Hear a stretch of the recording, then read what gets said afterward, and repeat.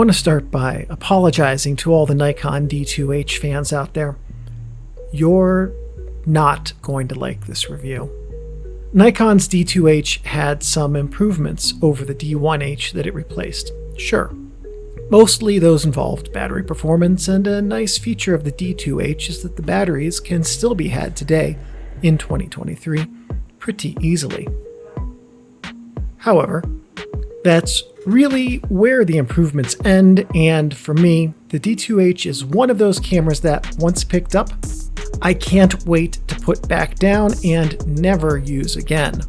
Usually, these review videos where I show sample photos taken with the camera are pretty easy to make. I use the camera a bunch, use images in these videos that I think show what the camera can do, and then use that to illustrate image performance, and then I share some thoughts about the camera. Obviously, this video follows that format, so while I show you some images, let me tell you my thoughts on this camera. In case they're still unknown, do not, for any reason, buy this thing if you want to use a camera and have good images. This camera's sensor delivers image noise that, even 15 years ago when it was released, would have been too high for most professional uses except newspapers. And using modern noise reduction software on this camera's images just turns the photos into soft goo that looks like it was created by a poorly trained AI running on an old Commodore 64.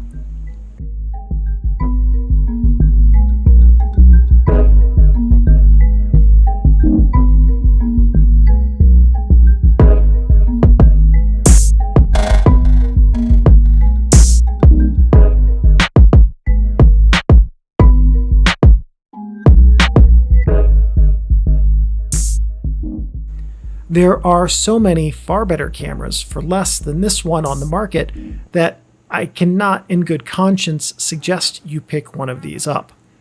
So yes, in short, I hated this camera. Using it for this video was painful because I knew that it would deliver shots I would hate, even if they would have been decent if those same shots had been taken by a different camera. What irked me the most about the D2H is that, compared to the D1, the image quality suffered significantly. Were I to see photos from the two and not know which was which, I would assume the D2H was a couple of generations older than the D1.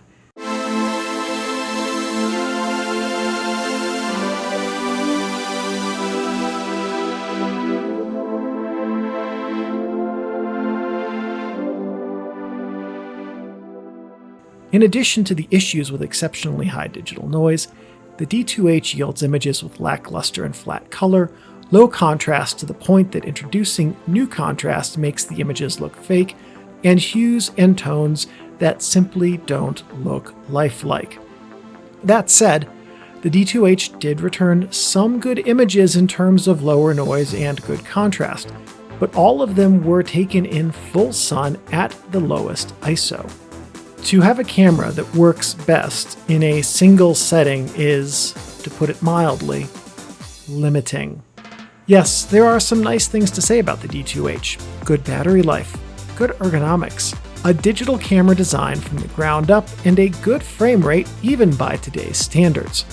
But those things are far from unique to the D2H, and many newer cameras have the same selling points.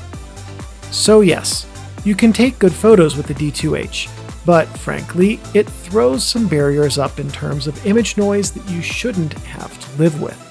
So if you want a Nikon DSLR to take photos with, skip this one and buy a newer, lower tier Nikon instead.